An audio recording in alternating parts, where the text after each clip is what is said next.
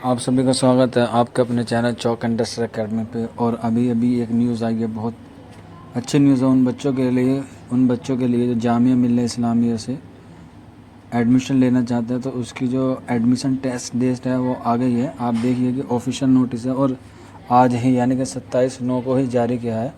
तो आप देख लीजिए कि आपकी जो कैटेगरी है या आपका जो सा सिलेबस है या आपका जो सा कोर्स है वो किस तारीख को और किस टाइम है, क्योंकि ये जो PDF है वो बहुत लंबी है और अगर जब मैं इसको एक एक से समझाऊंगा तो बहुत लंबी हो जाएगी। इसलिए आप अपना शेड्यूल देख लीजिए, ठीक है। और इस चैनल को जो हमारे चैनल पर नए हैं प्लीज़ हमारे चैनल को सब्सक्राइब करें और बेल आइकन दबाना ना भूलें। शुक्रिया फॉर वॉचिंग दिस वीडियो।